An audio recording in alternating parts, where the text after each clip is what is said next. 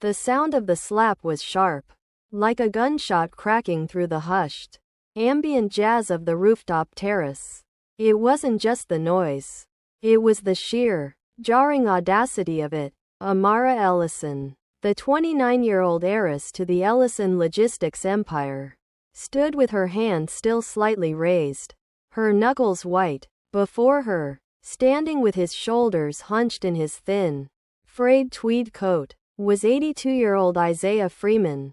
A red welt was already blossoming across his dark, weathered cheek. For a heartbeat, the city of Chicago seemed to stop. The skyline, a glittering backdrop of gold and midnight blue, felt like a silent witness. The other patrons, the tech moguls, the socialites, the influencers, had frozen, their forks hovering midair. A dozen smartphones were already angled toward the table, screens glowing like fireflies in the dim, expensive light. Amara's chest heaved. The white silk of her couture gown, custom made for this business date of the decade with Julian Vane, was ruined. A dark, jagged stain of expensive Bordeaux bloomed across her bodice like a bruise. "You clumsy, pathetic old man," Amara hissed, her voice trembling not with regret, but with a cocktail of public pressure and volcanic, misplaced rage. "Do you have any idea how much this evening cost? How many people are watching? You are a stain on this room." Isaiah didn't flinch. He didn't cover his face. He simply blinked, his eyes clear and tired, holding a profound, ancient sadness that seemed entirely out of place in such a garish setting. "I am truly sorry, miss," Isaiah said, his voice a low, steady rumble, the kind of voice that had likely comforted many in his long life. "I didn't mean to cause a scene. I was only trying to reach for my napkin when the gentleman bumped the waiter. I hope your evening isn't ruined because of an old man's bad luck." He began to stoop, his joints creaking, reaching for the worn, felt fedora that had tumbled to the floor. To Amara, frantic and drowning in the expectations of her grandmother, who was likely watching the live stream from her penthouse, the movement looked like a reach for her purse or a provocation. "Don't you dare touch anything else," she shrieked. Marcus Cole, the head of security, was there in a flash. Marcus was a mountain of a man, his suit tailored to hide the tactical gear he never went without. He moved with the predatory grace of a professional protector. He didn't look at the spilled wine. He looked only at the threat. He reached out to seize Isaiah by the arm, ready to drag the trespasser out into the cold Chicago night. "Move, old man," Marcus growled, his voice a harsh, practiced monotone. "We're leaving." But as Marcus gripped Isaiah's elbow, he felt something, a strange, tactile memory triggered by the familiar, rough texture of the man's coat. As he forced Isaiah to turn, the overhead spotlight caught the side of the old man's head. There, just behind the temple, was a thin, jagged line of pale tissue, a faded scar, deep and irregular. Marcus froze. The world tilted on its axis. He didn't see the billionaire heiress. He didn't see the ruined dress. He saw a crumbling hallway filled with black, suffocating smoke. He heard the roar of flames hungry for oxygen.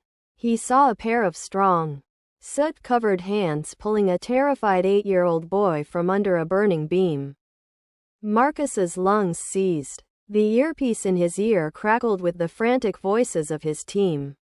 But he couldn't hear them. The man he had spent 35 years mourning, the man who had vanished into the fire and supposedly died, was standing here, bleeding from a slap delivered by his own employer. The silence in the restaurant had shifted from shocked curiosity to something heavier, something suffocating. Marcus let go of Isaiah's arm as if he'd been burned. The giant security chief, known for his cold, unyielding demeanor, was trembling. He reached up, his fingers fumbling as he yanked the professional earpiece from his ear and let the cord dangle against his shirt. Amara stood over them, her face flushed, waiting for Marcus to finish the job. Well, get him out of here, Marcus, and tell the staff to call the police. I want him trespassed. I want him gone. Marcus ignored her. He stepped into Isaiah's personal space. But it wasn't the aggressive stance he usually took. He looked down at the old man, his eyes shimmering with a sudden, devastating clarity. The South Side, Marcus whispered, his voice cracking. 1991. The apartment complex on 79th Street. Isaiah blinked, the confusion in his eyes slowly softening into recognition. He tilted his head, studying Marcus's face, looking past the expensive suit and the hardened expression, searching for the child buried beneath the man. The boy in the kitchen, Isaiah murmured, his voice trembling now. The one with the yellow hoodie. Marcus let out a ragged, broken sob. He didn't care that 300 people were watching. He didn't care about the cameras. He sank to one knee, a gesture of absolute, soul-deep reverence that defied the social hierarchy of the room. I grew up thinking you died, Marcus said, the words catching in his throat. Every day of my life. I wondered why you turned back into that hallway for me. I've been looking for you since I was 20 years old. I checked every hospital, every obituary, every firehouse record. The restaurant was paralyzed. Amara looked from her bodyguard to the man she had just struck, her confusion mounting into a cold, creeping dread. Marcus? What is this? What are you doing? Quote. Marcus stood, but he kept his hand firmly on Isaiah's shoulder. A silent vow of protection. He turned to face the crowd, his posture rigid, his voice resonating with a lethal authority that made the room shrink. This man, Marcus announced, pointing at Isaiah, is not a trespasser. This is Isaiah Freeman. 35 years ago, he walked into a building that was already collapsing to save my life. He lost his career, his health, and his home because he chose to be human when the world was burning. He turned back to Amara. The look he gave her was not that of an employee to a boss. It was the look of a man who had just realized his moral compass had been serving a hollow vessel. You asked me to remove him, Ms. Ellison, Marcus said, his voice dangerously low. I think it's time I removed myself from this post instead. He unpinned his badge, the gold emblem of the Ellison security firm, and dropped it onto the table, directly into the puddle of spilled wine. It landed with a soft, final thud. By the time Isaiah and Marcus walked out of the restaurant, the digital world had already caught fire. The video of the slap, Amara's face contorted in arrogance, the sharp snap of her hand against his skin, was trending on every platform. It was the perfect, ugly distillation of everything people hated about the untouchable elite. But the second clip, the one where the formidable Marcus Cole wept at the feet of the man who had saved him, was the one that broke the internet. Within an hour, the hashtag Isaiah Freeman was global. Amara sat in the back of her chauffeured Maybach, her phone vibrating so incessantly it felt like a living thing in her hand. Her grandmother's name flashed across the screen for the 20th time, but she couldn't bring herself to answer. She was watching the news feeds. She saw the headlines. Billionaire heiress humiliates hero. The face of arrogance. She looked at her hand. The hand that had struck a man who had dedicated his life to others. She felt nothing but a cold, hollow void. Meanwhile, a different kind of story was emerging. Internet sleuths, driven by a mixture of guilt and obsession, were digging into Isaiah's history. They didn't find a billionaire's life. They found a life of quiet, microscopic miracles. They found records of a small, unincorporated foundation Isaiah had funded with his pension, barely enough to cover rent, let alone charity, that provided winter coats to children in the South Side. They found testimonies from veteran nursing homes where he spent his weekends reading to men who had been forgotten by the VA. They found stories of him delivering groceries to shut-ins during the worst of the Chicago winters, often walking miles when his old sedan wouldn't start. He had been doing this for decades, never asking for a cent, never asking for recognition. Amara sat in her darkened penthouse, surrounded by the trappings of a life she realized she didn't actually own. Every piece of art, every piece of furniture, had been chosen by a consultant. Her life was a curated exhibit, and she had just destroyed the curator. She thought of her grandmother's words. Wealth is a shield, Amara. Don't ever let them see you sweat. And never apologize to the people beneath you. It makes you weak. But watching the video of Isaiah, who had nothing, yet possessed a dignity that filled the entire screen, she realized that the shield was actually a cage, and she was starving inside it. Her phone rang again. It was her lead PR strategist. Amara, stay off social media. We have a narrative spin ready. We're going to leak that he was senile and that you were reacting to a security threat. We can bury this in 48 hours. Amara looked at her reflection in the dark glass of the window. She saw a 29-year-old woman who had never made a decision that wasn't calculated for profit. No, Amara whispered. What? Quote. No, she said, louder. Don't release a statement. Don't spin anything. We're going to tell the truth. She hung up the phone. For the first time in her life, she felt the weight of her own choices. It was terrifying. It was the first honest moment she had ever had. The transformation didn't happen overnight, and it wasn't the cinematic redemption the media initially wanted. There were no grand press conferences where Amara stood at a podium and offered scripted tears. Instead, the change started with a resignation. Amara stepped down from the executive board of Ellison Logistics. She sold the penthouse. She moved into a small, modest apartment in a neighborhood that wasn't featured in travel brochures. She stopped wearing the designer labels that felt like costumes. She started showing up at the community shelters where Isaiah had spent his life volunteering. She didn't announce her presence. She didn't bring cameras. She showed up at 5 a.m. to help unload food trucks. She spent months scrubbing floors, sorting donations, and, most importantly, learning how to listen. She met the people she had spent her life ignoring. She heard the stories of the burn survivors Marcus had mentioned. She listened to the veterans who felt invisible. She began to understand that the world wasn't a pyramid with her at the top. It was a web, and she had spent her life snapping the threads that held it together. She didn't try to contact Isaiah. She felt she didn't deserve to be in his orbit.